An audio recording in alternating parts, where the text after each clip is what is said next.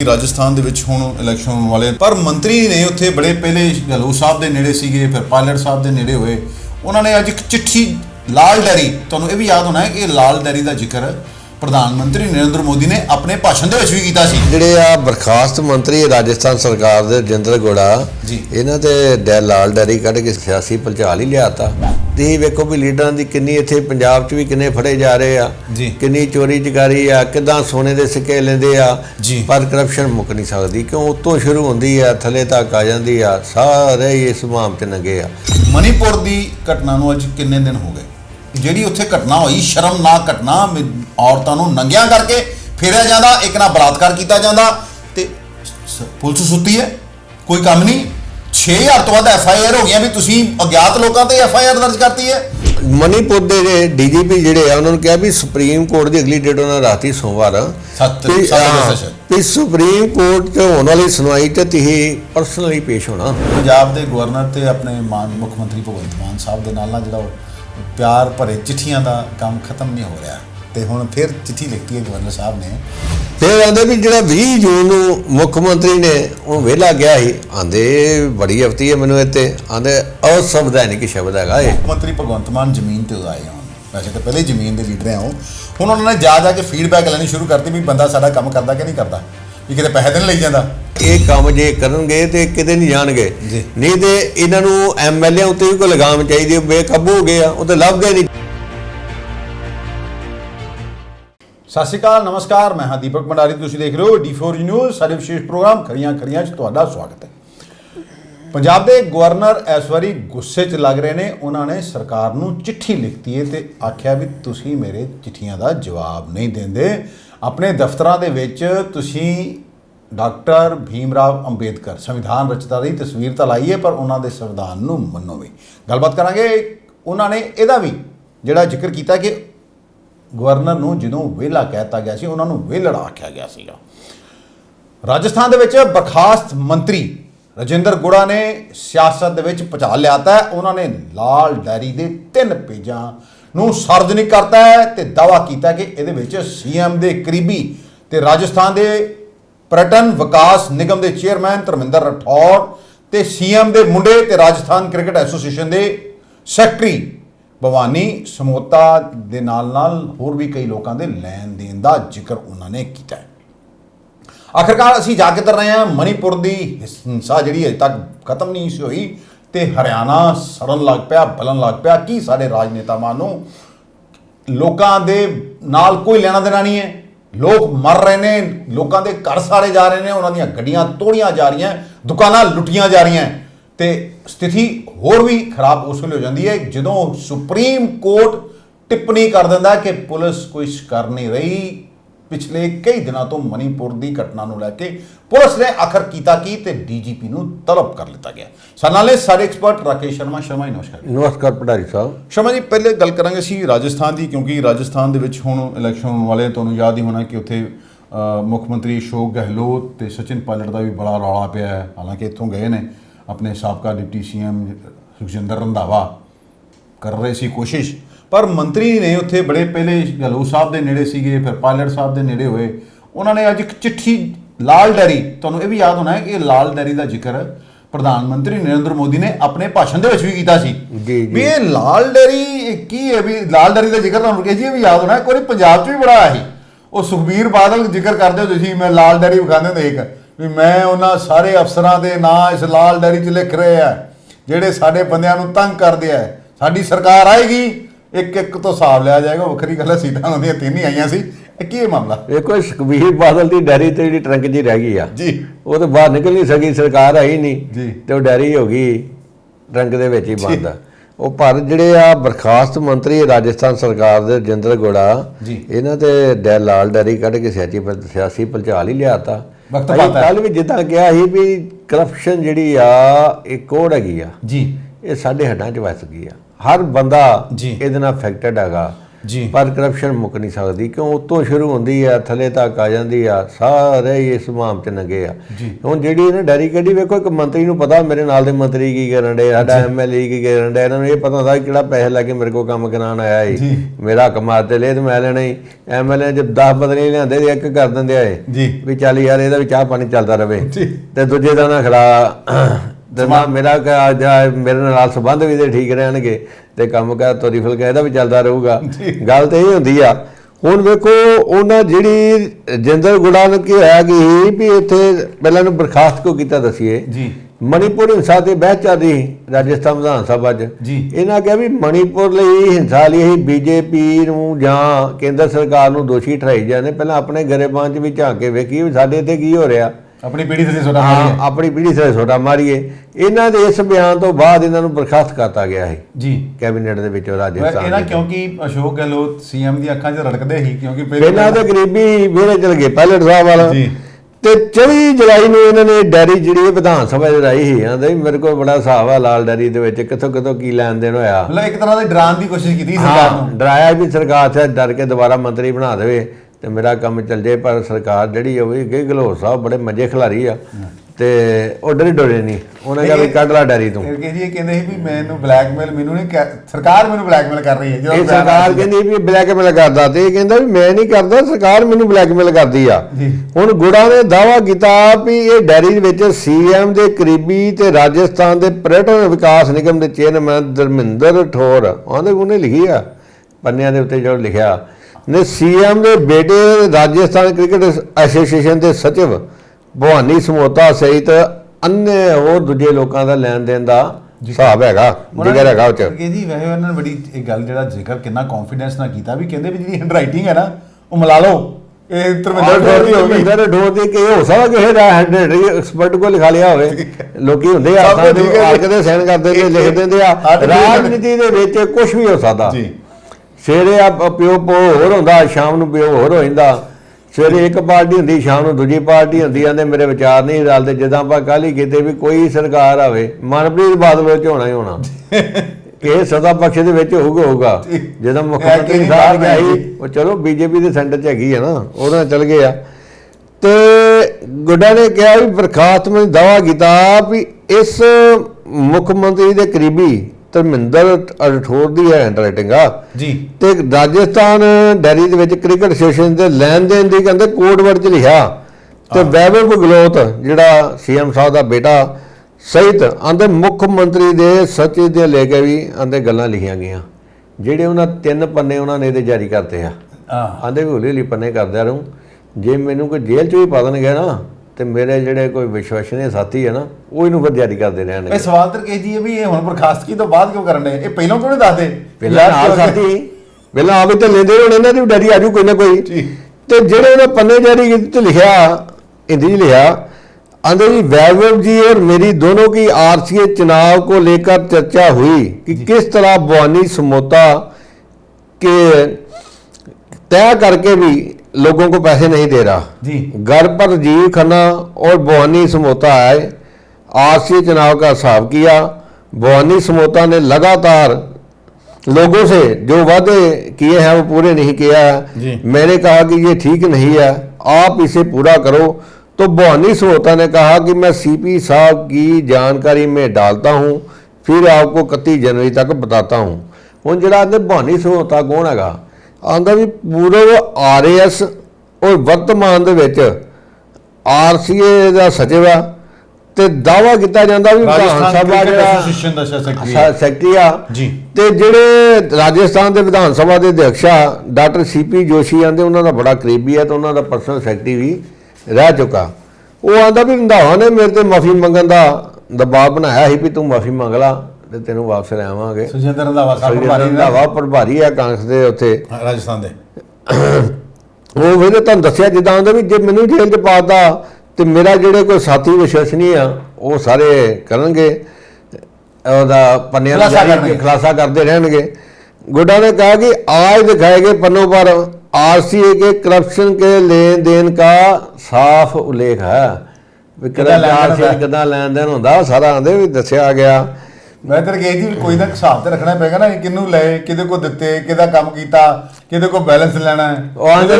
ਇਹਨਾਂ ਦਾ ਡੈਰੀ ਜਿਹੜੀ ਨਾ ਵਿਧਾਨ ਸਭਾ ਦੀ ਟੇਬਲ ਤੇ ਰੱਖਣਾ ਚਾਹੁੰਦਾ ਹਾਂ ਵੀ ਇਹ ਅਧਿਕਾਰਿਕ ਤੌਰ ਤੇ ਆ ਜੇ ਜੀ, ਪਰ ਮੇਰੇ ਕੁਝ ਇਹਨਾਂ ਧੱਕੇ ਮੁੱਕੇ ਮਾਰ ਕੇ ਘਰ ਤੇ ਬਰਖਾਸਤ ਕਰਤਾ ਗਿਆ, ਉਹਦੇ ਸੈਸ਼ਨ ਦੇ ਵਿੱਚੋਂ ਵੀ ਬਰਖਾਸਤ ਕਰਤਾ ਗਿਆ ਇਹਨੂੰ, ਤੇ ਇਸ ਕਰਕੇ ਅਦੇ ਮੈਂ ਪੇਸ਼ ਨਹੀਂ ਹੋਇਆ। ਇਹ ਜਿਹੜੀ ਸਾਰੀ ਸਟੋਰੀ ਹੁਣ ਵੇਖੋ ਵੀ ਇਸ ਮਾਮ ਦੇ ਵਿੱਚ ਸਾਰੇ ਹੀ ਨੰਗੇ ਆ ਜੀ। ਤੁਸੀਂ ਵੇਖੋ ਵੀ ਲੀਡਰਾਂ ਦੀ ਕਿੰਨੀ ਇੱਥੇ ਪੰਜਾਬ 'ਚ ਵੀ ਕਿੰਨੇ ਫੜੇ ਜਾ ਰਹੇ ਆ, ਕਿੰਨੀ ਚੋਰੀ ਚਕਾਰੀ ਆ, ਕਿੱਦਾਂ ਸੋਨੇ ਦੇ ਸਿੱਕੇ ਲੈਂਦੇ ਆ। ਆਂਦੇ ਇੱਕ ਦੱਸਣ ਦੇ ਮਨਾਜੀ ਇੱਕ ਬੰਦਾ ਆਂਦੇ ਵੀ ਇੱਕ ਮੰਤਰੀ ਕੋਲ ਨਾ ਇੱਕ ਮਿਲ ਵਾਲਾ ਆ ਗਿਆ, ਉਹ ਚਾਂਦੀ ਦੀ ਥਾਲੀ ਲਾਇਆ ਤੇ ਨਾਲ ਵਿੱਚ ਚਾਂਦੀ ਦਾ ਸਮਾਨ ਸੀ। ਆਂਦਾ ਮੈਂ ਨਹੀਂ ਚਾਂਦੀ ਚੁੰਦੀ ਪਸੰਦ ਕਰਦਾ, ਸੋਨਾ ਲਿਆ ਤੇ ਸੋਨੇ ਦਾ ਸਿੱਕਾ ਲਿਆ, ਉਹ ਚਾਹੀਦਾ ਜੀ, ਤੇ ਸਿੱਕਾ ਵੀ 50 ਗ੍ਰਾਮ ਵਾਲਾ। ਹੁਣ ਤੇ ਇਹ ਵੇਖੋ ਵੀ ਜਿਹੜੇ ਚਾਂਦੀ ਦੀ ਥਾਲੀ ਨਹੀਂ ਪਸੰਦ ਕਰਦੇ ਤੇ ਉਹ ਸੋਨਾ ਹੀ ਸੋਨਾ ਪਸੰਦ ਕਰਦੇ, ਹੁਣ ਸੋਨਾ ਖਾ ਲੈਣ, ਕਹਿੰਦੇ ਕਿ ਸੋਨਾ ਖਾ ਲੈਣਗੇ। ਇਹਨਾਂ ਨੂੰ ਇੱਕ ਦੂਜੇ ਦਾ ਸਭ ਪਤਾ ਵੀ ਕਿੱਦਾਂ ਚੋਰੀ ਚਕਾਰੀ ਹੁੰਦੀ ਆ, ਫਿਰ ਇੱਕ ਦੂਜੇ ਦੇ ਰੋਪ ਤਾਈਓ ਲਾਉਂਦੇ ਨਾ, ਸਭ ਇਹਨਾਂ ਨੂੰ ਪਤਾ ਜਾਇਦਾਦ ਕਿੱਥੇ ਆ, ਉਹਦੀ ਕਿੱਥੇ। ਹੁਣ ਵੇਖੋ ਤਹਿਸੀਲਦਾਰਾਂ ਨੇ ਨੰਗੇ ਕਰਤੇ ਕਿ ਨਹੀਂ, ਉਹਨਾਂ ਵਿਜੀਲੈਂਸ ਅਸੀਂ ਛੱਡਿਆ, ਆਈਐਸ ਨਹੀਂ ਕੋਈ ਛੱਡਿਆ, ਕੋਈ ਆਈਪੀਐਸ ਨਹੀਂ ਛੱਡਿਆ, ਆਂਦੇ ਸਾਰੇ ਨਸ਼ਰ ਕਰ ਦਿਆਂਗੇ, ਲੀਡਰ ਵੀ ਨੰਗੇ ਕਰ ਦਿਆਂਗੇ, ਜਿਹੜੇ ਐਮਐਲਏ ਮਹੀਨੇ ਲੈਂਦੇ ਉਹ ਵੀ ਨੰਗੇ ਕਰ ਦਿਆਂਗੇ, ਜਿਹੜੇ ਮੰਤਰੀ ਪੈਸੇ ਲੈਂਦੇ ਉਹ ਵੀ ਕਰ ਦਿਆਂਗੇ। ਯਾਰ ਕਹੇ ਜੀ ਉਹਨਾਂ ਨੇ ਇੱਕ ਇਹ ਕਹਿ ਕੇ ਨਾ ਸਰਕਾਰ ਨੂੰ ਵੀ ਦੁਚਿੱਤਾ ਕਰਤਾ, ਇੱਕ ਸਰਕਾਰ ਨੂੰ ਜਵਾਬ ਨਹੀਂ ਆਉਂਦਾ ਕੋਈ ਸੀਐਮ ਸਾਹਿਬ ਜਾਂ ਕੋਈ ਡੀਜੀਪੀ ਵਿਜੀਲੈਂਸ ਕਿਸੇ ਨੇ ਸਟੇਟਮੈਂਟ ਦਿੱਤੀ ਉੱਤੇ ਨਾ, ਚੁੱਪ ਕਰਕੇ ਸਾਰੇ ਚੁੱਪ ਕਰਕੇ ਉਹਨਾਂ ਡਰਾਤੇ ਆ। ਐਵੇਂ ਥੋੜਾ ਵੀ ਇਹਨਾਂ ਡਰਾ ਲੈਂਦੇ ਆ ਤੇ ਕਿਸੇ ਨੂੰ ਵੱਡੇ ਅਧਿਕਾਰੀ ਨੂੰ ਹੱਥ ਨਹੀਂ ਪੈਂਦਾ। ਕਿ ਜੀ ਅਸੀਂ ਇਹ ਨਹੀਂ ਕਹਿੰਦੇ ਵੀ ਤੁਸੀਂ ਭ੍ਰਸ਼ਟਾਚਾਰ ਨਾ ਕਰੋ, ਇਹ ਤੇ ਇਹਨਾਂ ਦਾ ਜਨਮ ਸਿੱਧ ਅਧਿਕਾਰ ਹੋ ਗਿਆ, ਉਹ ਕਰੋ ਔਰ ਰੱਜ ਕੇ ਕਰੋ ਭ੍ਰਸ਼ਟਾਚਾਰ, ਪਰ ਆਮ ਲੋਕਾਂ ਬਾਰੇ ਸੋਚੋ, ਲੋਕਾਂ ਨੂੰ ਸੁਰੱਖਿਆ ਦੀ ਗਰੰਟੀ ਤੇ ਦਿਓ ਵੀ ਲੋਕਾਂ ਦੀ ਸੁਰੱਖਿਆ ਲਈ ਕੌਣ ਕਰੇਗਾ ਲੋਕਾਂ ਦੀ ਸੁਰੱਖਿਆ, ਤੁਸੀਂ ਹੀ ਕਰਨੀ ਹੈ, ਸਾਰਾ ਤੰਤਰ ਤੁਹਾਡੇ ਕੋਲ ਹੈ। ਇੱਥੇ ਥਾਣੇ ਕਿਸੇ ਕੋਲ ਕੰਮ ਕਰਾਉਣਾ ਪਹਿਲੇ ਕਿ ਸਿਫਾਰਿਸ਼ ਲੱਭਣੀ ਪੈਂਦੀ ਬੰਦੇ ਨੂੰ, ਫਿਰ FIR ਕਰਾਉਣ ਲੱਗਿਆ ਜਾਨ ਨਿਕਲ ਜਾਂਦੀ ਬੰਦੇ ਦੀ।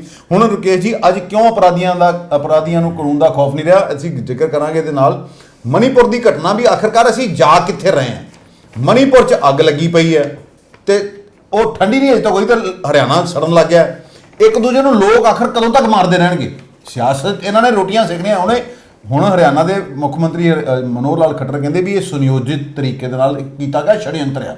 ਉੱਤੇ ਪੱਥਰ ਮਾਰੇ ਗਏ, ਕਿਸ ਤਰ੍ਹਾਂ 2-3 ਕਿਲੋਮੀਟਰ ਨੂੰ ਇੱਕ ਉਹਦੇ ਤੇ ਕਬਜ਼ਾ ਕਰ ਲਿਆ ਗਿਆ, ਜਿਹੜੀ ਕੋਈ ਗੱਡੀ ਆਈ ਉਹਨੂੰ ਸਾੜਤਾ, ਬੱਸ ਤੋੜਤੀ, ਮਤਲਬ ਕੁਛ ਚੀਜ਼ ਨਹੀਂ ਛੱਡੀ। ਇਹ ਬਿਲਕੁਲ ਮੈਂ ਰਕੇਸ਼ ਜੀ ਸਵਾਲ ਥੋੜਾ ਜਿਹਾ ਪੂਰਾ ਕਰ ਲਵਾਂ। ਹੁਣ ਤੁਸੀਂ ਦੇਖੋ ਮਣੀਪੁਰ ਦੀ ਘਟਨਾ ਨੂੰ ਅੱਜ ਕਿੰਨੇ ਦਿਨ ਹੋ ਗਏ। ਕੱਲ ਸੁਣਵਾਈ ਸੀ ਸੁਪਰੀਮ ਕੋਰਟ ਦੇ ਵਿੱਚ, ਤੇ ਸੁਪਰੀਮ ਕੋਰਟ ਦੇ ਚੀਫ ਜਸਟਿਸ DY ਚੰਦਰਚੂੜ ਤੇ ਉਹਨਾਂ ਦੇ ਜਿਹੜੇ ਸਾਥੀ ਨੇ, ਉਹਨਾਂ ਦੇ ਬੈਂਚ ਨੇ ਆਖਿਆ ਵੀ ਜਿਹੜੀ ਉੱਥੇ ਘਟਨਾ ਹੋਈ ਸ਼ਰਮਨਾਕ ਘਟਨਾ, ਔਰਤਾਂ ਨੂੰ ਨੰਗਿਆਂ ਕਰਕੇ ਫੇਰਿਆ ਜਾਂਦਾ, ਇੱਕ ਨਾਲ ਬਲਾਤਕਾਰ ਕੀਤਾ ਜਾਂਦਾ, ਤੇ ਪੁਲਿਸ ਸੁੱਤੀ ਹੈ, ਕੋਈ ਕੰਮ ਨਹੀਂ। 6000 ਤੋਂ ਵੱਧ FIR ਹੋ ਗਈਆਂ ਵੀ ਤੁਸੀਂ ਅਗਿਆਤ ਲੋਕਾਂ ਤੇ FIR ਦਰਜ ਕਰਤੀ ਹੈ, ਫੜੀਆਂ ਕਿੰਨੀਆਂ ਜੇ। ਤੇ ਹੁਣ ਉਹਨਾਂ ਨੇ ਕਿਹਾ ਵੀ DGP ਸਾਹਿਬ ਨੂੰ ਬੁਲਾ ਲਿਆ ਵੀ ਪੇਸ਼ ਹੋ ਕੇ ਤੇ ਜਵਾਬ ਦਿਓ।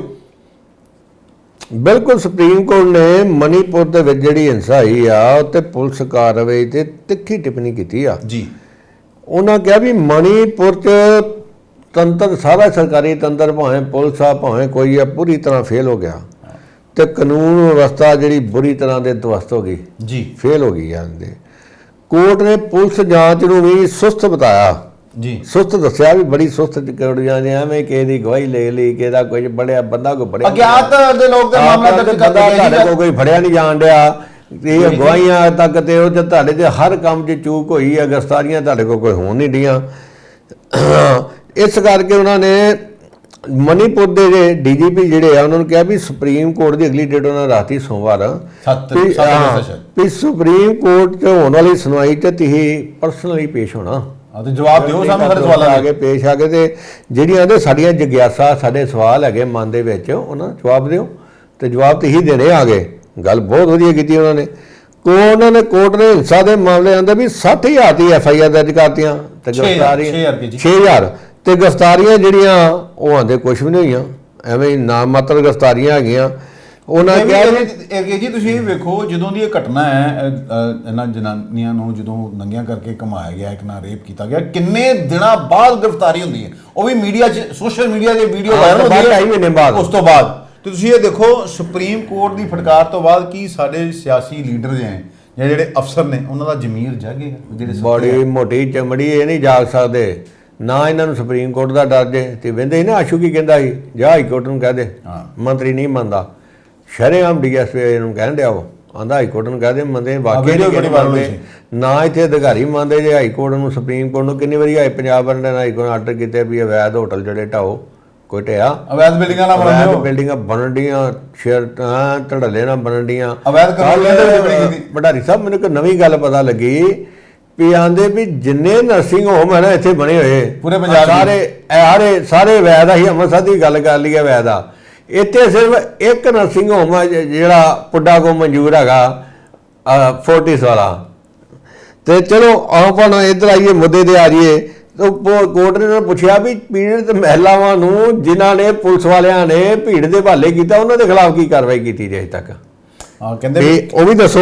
ਇਹ ਕੋਨਾ ਕਿਹਾ ਵੀ ਮਨੀਪੁਰ ਸਰਕਾਰ ਵੱਲੋਂ ਦਰਜ FIR ਤੇ ਉਹਨਾਂ ਦੇ ਡੇਟ ਵਾਈਜ਼ ਕਾਰਵਾਈ ਦਾ ਤੇ ਬਿਊਰਾ ਦਿਓ ਸਾਨੂੰ। ਕਿਦਨ ਕਿਹੜੀ FIR ਹੋਈ ਘਟਨਾ ਤੇ ਕਿਹੜੀ ਘਟਨਾ ਕਿਦਨ ਹੋਈ ਹੈ ਤੇ ਰਕੇ ਜੀ ਕਿੱਥੇ ਦਿੱਤਾ ਜਾਣਾ ਬਿਊਰਾ। ਧੱਕੇ ਖਾਂਦੇ ਲੋਕ, ਆਮ ਬੰਦਾ ਫਿਰ ਕਿਦਨ ਵੀ ਹੋ ਸਕਦਾ ਕਿਸੇ ਦਾ ਉਹ ਤੋਂ ਫੋਨ ਆ ਜਾਂਦਾ ਹੋਵੇ ਵੀ ਨਹੀਂ ਬੰਦੇ ਸਾਡੇ ਹੀ, ਜਾਂ ਇਹ ਫੋਨ ਕਰਕੇ ਪੁੱਛਦੇ ਆ ਕੀ ਕਰ ਦਈਏ। ਇਹ ਵੇਖੋ ਜੀ, ਜਿਹੜੀ ਸੁਣਵਾਈ ਆ chief justice DY Chandrachud, justice JB ਪਾਰਡੀਵਾਲਾ ਤੇ ਜਸਟਿਸ ਮਨੋਜ ਮਿਸ਼ਰਾ ਦੇ ਤਿੰਨ ਜਿਹੜੀ ਸਦੱਸੀ ਬੈਂਚ ਹੈਗੀ ਆ, 3 ਮੈਂਬਰੀ ਬੈਂਚ, ਉਹਨੇ ਕੀਤੀ ਆ। ਤੇ ਮੰਗਲਵਾਰ ਨੂੰ ਸੁਣਵਾਈ ਦੇ ਦੌਰਾਨ ਜਿਹੜੇ ਉਤਲੇ ਆਦੇਸ਼ ਆ ਉਹਨਾਂ ਹੀ ਦਿੱਤੇ ਆ ਤੇ ਅਗਲੀ ਡੇਟ ਸੋਮਵਾਰ ਫਿਰ ਰੱਖ ਲਈ ਆ। ਹੁਣ ਮਨੀਪੁਰ ਸਰਕਾਰ ਨੇ ਇਹਦੇ ਕੋਰਟ ਦੇ ਪਿਛਲੇ ਆਦੇਸ਼ਾਂ ਤੇ ਅਮਲ ਕਰਦੇ ਹਾਂ ਦਰਜ FIR ਤੇ ਉਹਨਾਂ ਦੀ ਕਾਰਵਾਈ ਦੀ ਕਰੰਟ ਰਿਪੋਰਟ ਬਾਰੇ ਉਹਨਾਂ ਨੂੰ ਆਪਣੀ ਰਿਪੋਰਟ ਪੇਸ਼ ਕੀਤੀ। ਪਰ ਜਿਹੜੇ ਚੀਫ ਜਸਟਿਸ ਨੇ ਕਿਹਾ ਵੀ ਤੁਹਾਡਾ ਜਿਹੜੀ ਜਾਂਚ ਆ ਬੜੀ ਸੁਸਤ ਆ, ਕਾਨੂੰਨ ਵਿਵਸਥਾ ਦੀਆਂ ਧੱਜੀਆਂ ਲੋਕਾਂ ਨੂੰ ਤਾਂ ਇਨਸਟੈਂਟ ਰਿਲੀਜ਼ ਚਾਹੀਦਾ। ਇਹਦੇ ਨਾਲ ਸੈਟੀਸਫਾਈਡ ਨਹੀਂ ਹੈਗੇ ਜੀ। ਅਸੀਂ ਤਾਂ ਕਹਿੰਦੇ ਵੀ ਕਿਸੇ ਲੀਡਰ ਨਾਲ ਘਟਕਾਦੀ ਉਹਦੀ ਤਾਂ 13 ਲੱਖ ਜਨਾਨੀਆਂ ਗਵਾਜੀਆਂ ਇੰਡੀਆ ਦੇ ਵਿੱਚੋਂ 2 ਸਾਲਾਂ ਦੇ ਵਿੱਚ। ਇਹਨਾਂ ਦੇ ਉਹ ਕੰਮ ਤੇ ਜੂਨ ਹੀ ਰਹੇਗੀ। ਉਦਾਂ ਕਹਿੰਦੇ ਵੀ ਜਨਤਾ ਜਨਾਰਦਨ, ਵੀ ਇਹਨਾਂ ਨੂੰ ਬੰਦਾ ਪੁੱਛੇ ਵੇਖੋ CM ਤਾਣੀ ਨਾ ਬਾਤ ਤੇ ਜਨਾਰਦਨ ਕੋਈ ਕੁਛ ਨਹੀਂ, ਗੱਲਾਂ ਹੀ ਗੱਲਾਂ ਜੇ ਜਨਾਰਦਨ ਜਨਤਾ ਦਾ ਤੇ ਖੂਨ ਚੂਸਦੇ ਰਕਤ ਬੀਜ। ਅਰਕੇ ਜੀ ਅਸੀਂ ਤੇ ਇਹ ਵੀ ਕਹਿੰਦੇ ਵੀ ਸਵਾਲ ਇਹ ਕਿਹਾ ਵੀ ਰਾਜਨੇਤਾਵਾਂ ਨੇ ਤੇ ਰਾਜ ਹੀ ਕਰਨਾ, ਇਹਨਾਂ ਨੂੰ ਇਹ ਹੈਗਾ ਵੀ ਅਸੀਂ ਕਿਵੇਂ ਰਾਜ ਕਰਨਾ, ਵੀ ਤੁਸੀਂ ਕਰੋ ਰਾਜ। ਅਸੀਂ ਕਿਸੇ ਇੱਕ ਰਾਜਨੀਤੀ ਪਾਰਟੀ ਦੀ ਗੱਲ ਨਹੀਂ ਕਰਦੇ, ਪਰ ਜਨਤਾ ਮਰਨ ਡਈ ਹੈ ਯਾਰ। ਲੋਕਾਂ ਦਾ ਕੋਈ ਆਮ ਬੰਦਾ ਰਕੇਸ਼ ਜੀ ਜਾਂਦਾ ਸਵੇਰੇ ਘਰੋਂ ਆਪਣੇ ਬੱਚਿਆਂ ਲਈ ਮੈਂ ਰੋਟੀ ਕਮਾ ਕੇ ਲਿਆਵਾਂਗਾ, ਉਹਨੂੰ ਪਤਾ ਨਹੀਂ ਮੈਂ ਘਰ ਵਾਪਸ ਆਉਣਾ ਕਿ ਨਹੀਂ ਆਉਣਾ, ਮੈਨੂੰ ਰਾਹ 'ਚ ਕਿਸੇ ਨੇ ਕੋਈ ਚਾਕੂ ਨਹੀਂ ਮਾਰ ਦੇਣਾ, ਮੈਨੂੰ ਰਾਹ 'ਚ ਕਿਸੇ ਨੇ ਕੋਈ ਮੈਨੂੰ ਲੁੱਟ ਨਹੀਂ ਲੈਣਾ। ਵੀ ਇੱਥੇ ਤੇ ਹਾਲਾਤ ਇਹ ਹੋ ਗਏ ਆ ਵੀ ਬੰਦਾ ਆਖਰ ਜਾਏ ਤੇ ਜਾਏ ਕਿੱਥੇ। ਕਾਨੂੰਨ ਵਿਵਸਥਾ ਦਾ ਬੁਰਾ ਹਾਲ ਆ, 1861 ਦੇ ਕਾਨੂੰਨ ਚੱਲਣ ਡਏ ਨੇ ਵੀ ਕੀ ਸਰਕਾਰਾਂ ਨੇ 75 ਸਾਲ ਦਾ ਸੋਚਿਆ ਹੀ ਨਹੀਂ ਵੀ ਕਰਨਾ ਕੀ ਤੁਸੀਂ। ਮਤਲਬ ਹੁਣ ਕਿ ਜੀ ਦੇਖੋ ਸੁਪਰੀਮ ਕੋਰਟ ਨੇ ਕਿਹਾ ਵੀ ਪੁਲਿਸ ਜਿਹੜੀ ਖਾਨਾਪੂਰਤੀ ਕਰਨ ਡਈ ਆ, FIR ਦੇ ਦਰਜ ਕਰਦੀ, ਗਵਾਹ ਦੇ ਬਿਆਨ ਲਿਖੇ, ਗ੍ਰਿਫਤਾਰੀਆਂ ਦੇ ਸਾਰੀ ਥਾਂ ਤੇ ਚੂਕ ਹੋਈ ਆ, ਕੋਈ ਪਰਫੈਕਟ ਕੰਮ ਹੀ ਨਹੀਂ ਹੋਇਆ ਇਹਨਾਂ ਕੋਲੋਂ। ਜੀ ਕਿੰਨੇ ਲੋਕ ਆ ਸੁਪਰੀਮ ਕੋਰਟ ਜਾ ਸਕਦੇ, ਇੱਥੇ ਹੀ ਧੱਕੇ ਖਾਂਦੇ ਆ। ਇਹ ਤਾਂ ਮੀਡੀਆ 'ਚ ਹਾਈਲਾਈਟ ਹੋ ਗਿਆ ਇੱਕ ਜਿਹੜਾ ਮਾਮਲਾ ਮਨੀਪੁਰ ਦਾ, ਤੇ ਹੁਣ ਸੁਪਰੀਮ ਕੋਰਟ ਨੇ ਵੀ ਸੰਗਿਆਨ ਲਿਆ। ਸੁਪਰੀਮ ਕੋਰਟ ਵੀ ਸਮਾਂ ਤੇ ਉਹਨਾਂ ਇਹਨਾਂ ਨਾਲ ਕੀ ਕਰਨਗੇ। ਇੱਥੇ ਤੇ ਆਵਾਜ਼ ਉੱਤੇ ਆ, ਤੁਸੀਂ ਦੇਖੋ ਨਾ ਉੱਥੇ ਠੰਡੀ ਨਹੀਂ ਹੋਈ ਅੱਗ ਤੇ ਹਰਿਆਣਾ ਸੜਨ ਲੱਗ ਗਿਆ ਵੀ ਕਹਿੰਦੇ ਵੀ ਪਥਰਾਵ ਕੀਤਾ ਗਿਆ ਵਿਸ਼ੇਸ਼ ਸਮੁਦਾਇ ਤੇ। ਉਹ ਵੀ ਤੁਸੀਂ ਕਦੋਂ ਤੱਕ ਲੋਕਾਂ ਨੂੰ ਇੱਕ ਦੂਜੇ ਨੂੰ ਮਾਰੋ, ਵੀ ਲਹੂ ਵਿਖਾ ਲਓ ਵੀ ਕਿਸੇ ਦਾ। ਉਹ ਮੈਨੂੰ ਯਾਦ ਆਉਂਦਾ ਉਹ ਫਿਲਮ ਦਾ ਵੀ ਕਹਿੰਦਾ ਠੱਪਾ ਵਿਖਾ ਹਾਂ ਕਿੱਥੇ ਕਿਹਦਾ ਲੱਗਾ, ਇੱਥੇ ਹੀ ਸਾਰਾ ਕੁਝ ਦਿੱਤਾ। ਵੀ ਲੋਕ ਦੇ ਆਮ ਲੋਕ ਤੇ ਰਕੇਸ਼ ਜੀ ਚਾਹੁੰਦੇ ਆ ਵੀ ਅਸੀਂ ਆਪਣਾ ਪਰਿਵਾਰ ਪਾਲੀਏ, ਬੱਚਿਆਂ ਨੂੰ ਰੋਟੀ ਖਵਾਈਏ ਤੇ ਮਾੜਾ ਮੋਟਾ ਕੋਈ ਘਰ ਬਣਾ ਕੇ ਉੱਥੇ ਰਹਿਣ ਲੱਗ ਜਾਈਏ। ਇਹ ਤਾਂ ਸਿਆਸਤਦਾਨ ਜਿਹੜੇ ਆ ਨਾ, ਇੱਕ ਪਾਸੇ ਤੁਸੀਂ ਦੇਖੋ ਮੈਨੂੰ ਸ਼ਰਮ ਆਉਂਦੀ ਹੈ ਜਦੋਂ ਮਨੀਪੁਰ ਨੂੰ ਲੈ ਕੇ ਘਟਨਾ ਸਾਹਮਣੇ ਆਈ ਨਾ, ਤੇ ਉੱਥੋਂ ਦੇ CM ਬੀਰੇਨ ਸਿੰਘ ਦਾ ਬਿਆਨ ਵੀ ਆਇਆ ਸੀਗਾ, ਟਿੱਪਣੀ ਕੀਤੀ, ਕਹਿੰਦੇ ਇਹ ਪਹਿਲਾ ਮਾਮਲਾ ਥੋੜੀ ਹੈ, ਕਹਿੰਦਾ ਨਜ਼ਰ ਤੇ ਮਾਰੋ ਆਸੇ ਪਾਸੇ, ਇਹੋ ਜਿਹੇ ਤੁਹਾਨੂੰ ਕਈ ਕੇਸ ਲੱਭ ਜਾਣਗੇ। ਤੇ ਫੇਰ ਦੇਖੋ ਵੀ ਸ਼ਰਮ ਹੈ, ਸ਼ਰਮ ਆ ਸਾਨੂੰ ਲੀਡਰਾਂ ਤੇ ਸ਼ਰਮ ਆ ਪਈ ਇਹੋ ਜਿਹੇ ਬੰਦੇ ਨੂੰ CM ਬਣਾਇਆ। ਤੇ ਵੇਖੋ BJP ਦੇ ਕੋਲ ਜਿਹਨੂੰ ਸੂਲਾਂ ਦੀ ਪਾਰਟੀ ਗਿਣਿਆ ਨਾ, ਅਜੇ ਤੱਕ ਉਹ CM ਨੂੰ ਬਰਖਾਸਤ ਨਹੀਂ ਕੀਤਾ। ਉਹ CM ਨੂੰ ਬਦਲੋ ਨਾ, ਕੁਝ ਕਰੋ, CM ਨੂੰ ਬਦਲ ਦਿਓ। ਕਿਉਂ ਆਪਣੀ ਮੁਸ਼ਕ ਦਾ ਸਵਾਲ ਬਣਾਇਆ ਵੀ CM ਨਹੀਂ ਬਦਲਣਾ? ਕਿ ਜੀ ਅਸੀਂ ਕਹਿੰਦੇ ਨਾ ਬਦਲੋ, ਲੋਕਾਂ ਨੂੰ ਇਨਸਾਫ ਦਿਓ, ਗਵਰਨਰੀ ਰਾਜ ਲਾ ਦਿਓ, ਤੇ ਨਹੀਂ ਲਾਣਾ ਤੇ CM ਤੇ ਬਦਲੋ ਘੱਟੋ ਘੱਟ। ਜਿਹਦੇ ਕੋਲ ਸਮਝੇ ਨਹੀਂ ਜਾਣ ਡਿਆ ਕੰਮ ਤੇ ਉਹਨੂੰ ਦਿਓਗੇ ਨਾ ਜਿਹਨੂੰ ਕਰਨਾ ਆਉਂਦਾ ਹੋਊਗਾ। ਕਿ ਜੀ ਇਹ ਹਰ ਬੇਸਿਕਲੀ ਸਾਡੇ ਦੇਸ਼ ਦੀ ਤਰਾਸਦੀ ਹੈ ਕਿ ਜੀ ਵੀ ਹਰ ਰੋਜ਼ ਨਵਾਂ ਮੁੱਦਾ ਹੈ। ਇੱਥੇ ਲੋਕੀ ਕੁਝ ਦਿਨ ਭੁੱਲ ਜਾਣਗੇ। ਦੇਖੋ ਨਾ ਹੁਣ ਮਨੀਪੁਰ ਦੀ ਘਟਨਾ ਦੀ ਖਬਰ ਕਿੰਨੀ ਅੱਜ ਅੰਦਰਲੀਆਂ ਅਖਬਾਰਾਂ ਨੇ ਅੰਦਰਲੇ ਪੇਜ ਤੇ ਲੈ ਲਈ, ਕੁਛ ਨੇ ਪਹਿਲਿਆਂ ਤੇ ਲਾਈ ਆ। ਹਰਿਆਣੇ ਦੀ ਖਬਰ ਹੋ ਗਈ, ਨੂਨ ਇਲਾਕਾ, ਮਤਲਬ ਇੱਥੇ ਤੇ ਰੋਜ਼ ਨਵੀਂ ਗੱਲ ਹੈ। ਲੋਕਾਂ ਦੀ ਲੋਕ ਵਿਚਾਰੇ ਕੀ ਕਰਨ ਵੀ ਹੰਟਰ ਖਾ ਕੇ ਸਾਡਾ ਉਹ ਹਾਲ ਹੋ ਗਿਆ। ਅੱਗੇ ਵੀ ਅਸੀਂ ਕਈ ਵਾਰੀ ਕਹਾਣੀ ਸੁਣਾਈ ਹੈ ਵੀ ਇੱਕ ਰਾਜਾ ਕਹਿੰਦਾ ਵੀ ਲਾ ਦੇ ਟੈਕਸ, ਕਹਿੰਦਾ ਤੂੰ ਬੋਲਦੀ ਨਹੀਂ, ਸੁਣਾਉਣੀ ਇਸ ਕਰਕੇ ਜ਼ਰੂਰੀ ਕਿ ਲੋਕ ਭੁੱਲ ਜਾਂਦੇ ਆ ਜਨਤਾ ਬੋਲਦੀ ਨਹੀਂ ਤੇ ਵਜ਼ੀਰ ਨੂੰ ਪੁੱਛਦਾ ਵੀ ਜਨਤਾ, ਕਹਿੰਦਾ ਜਨਤਾ ਤਾਂ ਬੜੀ ਖੁਸ਼ ਹੈ ਜੀ। ਕਹਿੰਦਾ ਜੀ ਟੈਕਸ ਲਾ ਕੇ, ਉਹ ਕਹਿੰਦਾ ਨਹੀਂ, ਕਹਿੰਦਾ ਹੋਰ ਲਾ ਦੇ, ਵਧਾ ਦੇ, ਕਹਿੰਦਾ ਇਹਦੇ ਨਾਲ ਤਾਂ ਲੋਕ ਭੁੱਖੇ ਮਰ ਜਾਣਗੇ। ਕਹਿੰਦਾ ਮਰਨ ਦੇ, ਕੋਈ ਗੱਲ ਨਹੀਂ, ਆਪਣਾ ਖਜ਼ਾਨਾ ਤੇ ਭਰੂਗਾ ਨਾ। ਤੂੰ ਇੱਕ ਇਸ ਤਰ੍ਹਾਂ ਲੋਕਾਂ ਨੂੰ ਪਰੇਸ਼ਾਨ ਕਰਨਾ ਸ਼ੁਰੂ ਕਰ ਦਿੰਦੇ ਤੇ ਇੱਕ ਦਿਨ 10-15 ਲੋਕ ਇਕੱਠੇ ਹੋ ਕੇ ਚੱਲ ਜਾਂਦੇ ਉੱਥੇ ਵੀ। ਉਹ ਕਹਿੰਦੇ ਵੀ ਮਾਈ ਬਾਪ ਵੀ ਸਾਨੂੰ ਜਿਹੜੇ ਆ ਨਾ ਤੁਸੀਂ ਰਹਿਮ ਕਰੋ। ਉਹ ਤੋਂ ਪਹਿਲਾਂ ਇੱਕ ਕੰਮ ਹੋਰ ਕਰਦੇ, ਕਹਿੰਦਾ ਕੋਈ ਨਹੀਂ ਨਾ ਬੋਲਦਾ, ਇਹਨਾਂ ਨੂੰ ਛਿੱਤਰ ਮਾਰਨੇ ਸ਼ੁਰੂ ਕਰ ਦਿਓ। ਪੰਜ ਛਿੱਤਰ ਮਾਰਵਾਉਂਦਾ ਨਾਲ ਇਹਨਾਂ ਦੇ। ਕਹਿੰਦਾ ਵੀ ਛਿੱਤਰ ਵੀ ਖਾਂਦੇ ਲੋਕ। ਤੇ ਫਿਰ ਕਹਿੰਦੇ ਮਾਈ ਬਾਪ ਅਸੀਂ ਇਕੱਠੇ ਹੋ ਕੇ, ਕਹਿੰਦਾ ਵੀ ਰਾਜਾ ਕਹਿੰਦਾ ਵੀ ਮੈਂ ਇਹਨਾਂ ਨੂੰ ਜਗਾਉਣਾ ਸੀਗਾ ਵੀ ਚਲੋ ਸ਼ਾਇਦ ਜਾਗ ਪਏ ਹੁਣ।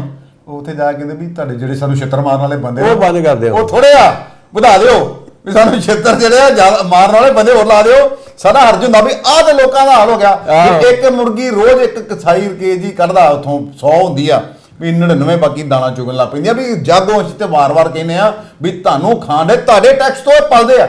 ਅਸੀਂ ਕਰਾਂਗੇ ਇੱਕ ਵੱਖਰਾ ਕੇਜੀਓ ਤੇ ਪ੍ਰੋਗਰਾਮ, ਇੱਕ ਪੂਰੀ ਰਿਪੋਰਟ ਨਸ਼ਰ ਹੋਈ ਹੈ ਵੀ ਕਿੰਨੇ ਐਮਐਲਏ ਦੀ ਪ੍ਰਾਪਰਟੀ ਕਿੰਨੇ ਸਾਲਾਂ 'ਚ ਕਿੰਨੀ ਹੋ ਗਈ, ਕਿੰਨੇ ਵੱਧ ਗਈ। 50,000 ਕਰੋੜ। ਸਰਕਾਰ ਘਾਟੇ 'ਚ, ਮੁਲਕ ਕਰਜ਼ਾਈ, ਇਹ ਵੱਧ ਜਿਹੜੇ ਅਰਬਪਤੀ ਹੋ ਗਿਆ, ਲੀਡਰ ਤੇ ਅਫਸਰ। ਕਿ ਜੀ ਇਹ ਦੋਵੇਂ ਜਾਣੇ ਜੇ ਦੋਵਾਂ ਚੋਂ ਇੱਕ ਇਮਾਨਦਾਰ ਹੋ ਜਾਣਾ। ਦੇਖੋ ਅੱਗੇ ਹੁੰਦਾ ਸੀ ਭੰਡਾਰੀ ਸਾਹਿਬ, ਅੰਗਰੇਜ਼ ਲੁੱਟ ਕੇ ਪੈਸਾ ਬਾਹਰ ਖੜਦੇ ਸੀ, ਹੁਣ ਇਹ ਲੁੱਟੀ ਜਾਂਦੇ। ਕਹਿੰਦੇ ਅੰਗਰੇਜ਼ ਲੁੱਟ ਕੇ ਖਾਂਦੇ ਆ, ਹੁਣ ਇਹ ਆਪ ਹੀ ਆਪਣੇ ਨੂੰ ਲੁੱਟਦੇ ਤੇ ਪੈਸਾ ਬਾਹਰ ਜਮ੍ਹਾਂ ਕਰਾਉਂਦੇ ਆ। ਵੈਸੇ ਜੇ ਦੇਖਿਆ ਜਾਏ ਨਾ ਤੇ ਸਿਆਸਤ ਨੇ ਸਭ ਤੋਂ ਬੇੜਾ ਗਰਕ ਕੀਤਾ ਗਿਆ। ਉਹ ਮੈਂ ਫਿਰ ਮੁਨੱਵਰ ਰਾਣਾ ਦਾ ਸ਼ੇਰ ਜ਼ਰੂਰ ਬੋਲਾਂ, ਕਹਿੰਦਾ ਇਹ ਜੋ ਸਿਆਸਤ ਹੈ ਬੜੀ ਹਰਜਾਈ ਹੈ, ਜੈਸੇ ਸ਼ਰਾਬੀ ਦੇਵरों के बीच भरजाई है। ਭਰਜਾਈ ਦਾ ਕੀ ਹਾਲ ਕਰਦੇ ਆ ਤੁਸੀਂ ਦੇਖੋ। ਰਕੇਸ਼ ਜੀ IAS IPS ਕੋਈ ਵੀ ਅਫਸਰ ਬਣਨ ਵਾਸਤੇ ਬਹੁਤ ਪੜ੍ਹਾਈ ਕਰਨੀ ਪੈਂਦੀ ਹੈ। ਜਦੋਂ ਵੀ ਉਹਦਾ ਇੱਕੋ ਟੀਚਾ ਹੁੰਦਾ ਹੈ, ਮੈਂ ਦੇਖਿਆ ਉਹਨਾਂ ਬੱਚਿਆਂ ਨੂੰ ਪੜ੍ਹਦੇ ਹੋਇਆ ਦਿੱਲੀ ਵੀ ਕਿੱਥੇ 5ਵੀਂ ਮੰਜ਼ਿਲ ਤੇ ਰਹਿੰਦੇ ਨੇ, ਕੂਲਰ ਚਲਾ ਕੇ, ਗਰਮੀ ਦੀ ਹਵਾ ਵੀ ਨਹੀਂ ਆਉਂਦੀ। ਉਹਨਾਂ ਦਾ ਕੋਈ ਮਤਲਬ ਨਹੀਂ ਹੁੰਦਾ ਵੀ ਅਸੀਂ ਕਰਪਸ਼ਨ ਕਰਨੀ, ਉਹਨਾਂ ਦਾ ਮਕਸਦ ਹੁੰਦਾ ਵੀ ਅਸੀਂ ਆਪਣੇ ਪਰਿਵਾਰ ਨੂੰ ਅੱਗੇ ਲੈ ਕੇ ਜਾਣਾ। ਪਰ ਜਦੋਂ ਉਹ ਵੇਖਦੇ ਆ ਆਉਂਦੇ ਇਹ ਸਾਰਾ ਹੀ ਕੰਮ ਤੇ ਗਲਤ ਇਹਨਾਂ ਕੋਲ ਕਰਾਉਂਦੇ ਆ, ਫਿਰ ਉਹ ਵੀ ਕਰਪਟ ਹੋ ਜਾਂਦੇ ਆ। ਉਹ ਕਹਿੰਦੇ ਆ ਜੇ ਨਾ ਕਰਪਟ ਹੋਣਗੇ ਉਹਨੂੰ ਇਹੋ ਜਿਹੀਆਂ ਥਾਵਾਂ ਤੇ ਨੁਕਰੇ ਲਾਉਂਦੇ ਆ, ਜਲੀਲ ਕਰਦੇ ਆ ਵੀ ਤੁਹਾਨੂੰ ਪਤਾ ਨਹੀਂ ਲੱਗਦਾ ਕਲਰਕ ਬੈਠਾ ਕਿ IAS ਅਫਸਰ ਬੈਠਾ। ਅਤੇ ਇਸ ਕਰਕੇ ਇਹ ਸਿਸਟਮ ਕਦੋਂ ਬਦਲੇਗਾ, ਇਸ ਸਵਾਲ ਤੋਂ ਹਰਿਆਣੇ ਦੀ ਰਕੇਸ਼ ਥੋੜਾ ਹੁਣ ਵੇਖੋ ਵੀ ਅੱਜ ਹਰਿਆਣੇ ਦੇ ਵਿੱਚ ਸੋਮਵਾਰ ਨੂੰ ਵਿਸ਼ਵ ਹਿੰਦੂ ਪਰਿਸ਼ਦ ਵੱਲੋਂ ਨੂੰਹ ਦੇ ਵਿੱਚ ਜੀ ਤੇ ਇੱਕ ਜਲ ਅਭਿਸ਼ੇਕ ਯਾਤਰਾ ਜਾਂ ਸ਼ੋਭਾ ਯਾਤਰਾ ਕਹਿ ਲਓ ਵੀ ਕੱਢੀ ਜਾ ਰਹੀ ਸੀ, ਤੇ ਇੱਕ ਮੁਸਲਿਮ ਸਮੁਦਾਇ ਦੇ ਲੋਕਾਂ ਨੇ ਉਹਨਾਂ ਤੇ ਅਟੈਕ ਕਰਤਾ 200 ਦੀ ਭੀੜ ਨੇ, ਤੇ ਬੁਰੀ ਤਰ੍ਹਾਂ ਉੱਥੇ ਦੰਗਾ ਹੋ ਗਿਆ।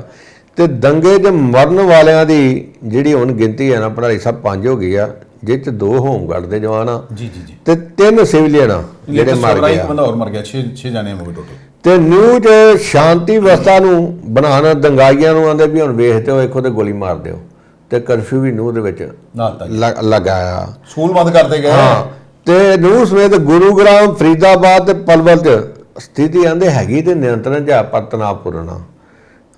ਤੇ ਜਿਹੜੀ ਇਹ ਹਿੰਸਾ ਦੇ ਦੰਗੇ ਹੋਏ ਆ ਤੇ ਕੁੱਲ 44 FIR ਆਈਆਂ ਜੇ, ਤੇ 70 ਤੋਂ ਵੱਧ ਵਿਅਕਤੀ ਜਿਹੜੇ ਆ ਹਿਰਾਸਤ 'ਚ ਲੈ ਲਏ ਗਏ ਆ। ਤੇ ਜਿੰਨੇ ਉਹਦੇ ਲਾਗੇ ਸ਼ਹਿਰ ਹੈਗੇ ਉੱਥੇ ਧਾਰਾ 144 ਲਾਤੀ ਗਈ ਆ ਜੀ। ਫਲੈਗ ਮਾਰਚ ਵੀ ਨਿਊ ਦੇ ਵਿੱਚ ਪੁਲਿਸ ਨੇ ਕੱਢਿਆ, ਤੇ ਭਾਰੀ ਸੁਰੱਖਿਆ ਬਲ ਉਹਦੇ ਨਿਊ 'ਚ ਤੇ ਆਲੇ ਦੁਆਲੇ ਜਿਹੜੇ ਵੀ ਤਣਾਅਗ੍ਰਸਤ ਇਲਾਕੇ ਆ ਉੱਥੇ ਲਾਤਾ। ਪੈਰਾਮਿਲਟਰੀ ਫੋਰਸ ਹਰਿਆਣੇ ਦੇ DGP ਪੈਰਾਮੈਡੀਕਲ ਲਾਤੀਆਂ, ਤੇ ਹਰਿਆਣੇ ਦੇ DGP ਖੁਦ ਫੀਲਡ ਦੇ ਵਿੱਚ ਜਾ ਕੇ ਸਥਿਤੀ ਦਾ ਜਾਇਜ਼ਾ ਲੈ ਰਹੇ ਆ। ਬੜੀ ਚੰਗੀ ਗੱਲ ਆ ਵੀ ਦਫ਼ਤਰੋਂ ਬੈਠੇ ਨਹੀਂ ਪੁੱਛੀ ਜਾਣ ਦੇ, ਆਹ ਫੀਲਡ 'ਚ ਉਤਰੇ ਆ।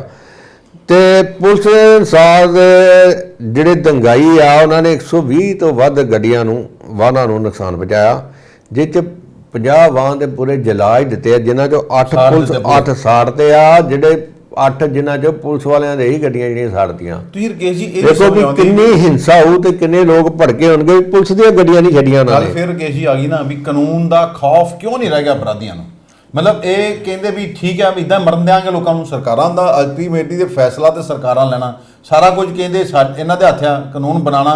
ਹੁਣ ਤੁਸੀਂ ਦੇਖੋ ਨਾ ਦਿੱਲੀ ਦੇ ਵਿੱਚ ਜੇ ਸੁਪਰੀਮ ਕੋਰਟ ਨੇ ਆਰਡਰ ਕੀਤਾ ਸੀ ਵੀ ਇਹਨਾਂ ਨੂੰ ਦਿਓ, ਮੁੱਖ ਮੰਤਰੀ ਨੂੰ ਤੁਸੀਂ ਸਾਰੀਆਂ ਤਾਕਤਾਂ ਚੁਣੀ ਹੋਈ ਸਰਕਾਰ ਨੂੰ ਹੋਣੀਆਂ ਚਾਹੀਦੀਆਂ, ਤੇ ਆਰਡੀਨੈਂਸ ਲੈਂਦੇ ਆ, ਇਹ ਕਹਿੰਦੇ ਨਾ ਸਾਰੀਆਂ ਤਾਕਤਾਂ ਸਾਡੇ LG ਕੋ ਰਹਿਣਗੀਆਂ। ਲੜਾਈ ਤੇ ਸਾਰੀ ਕੁਰਸੀ ਦੀ ਆ, ਕੁਰਸੀ ਦੀ ਸੱਤਾ ਦੀ ਲੜਾਈ ਆ ਵੀ ਜਿਹੜੇ ਚੁਣਿਆ, ਜਿਹਨੂੰ ਲੋਕਾਂ ਨੇ ਚੁਣਿਆ ਉਹਨੂੰ ਦੇਣ ਦਿਓ। ਅਬੇ ਉਹਨੂੰ ਗਲਤ ਕੰਮ ਕਰਦਾ ਤੇ ਦੱਸੋ ਉਹਨੂੰ ਅੰਦਰ ਦੇ ਦਿਓ। ਤੁਸੀਂ ਇਹ ਮਤਲਬ ਇਹ ਥੋੜੀ ਵੀ ਸੀ ਜੋ ਤੁਹਾਡੇ ਕੋਲ ਪਾਵਰ ਹੈਗੀ ਆ ਸਰਕਾਰ ਤੋੜਨ ਦੀ, ਗਵਰਨਰੀ ਰਾਜ ਲਾਉਣ ਦੀ, ਜੇ ਗਲਤ ਹੁੰਦਾ ਤੇ। ਹੁਣ ਇਹਦੇ ਵਿੱਚ ਹਿੰਸਾ ਦੇ ਤੇ 10 ਪੁਲਿਸ ਵਾਲੇ ਤੇ 23 ਸਮੇਤ 23 ਲੋਕ ਜਿਹੜੇ ਜ਼ਖਮੀ ਹੋ ਗਏ ਆ, ਤੇ 11 FIR ਨੂੰ ਦਰਜ ਹੋਈਆਂ ਤੇ 27 ਹਿਰਾਸਤ 'ਚ ਲੈ ਲਏ ਗਏ ਆ।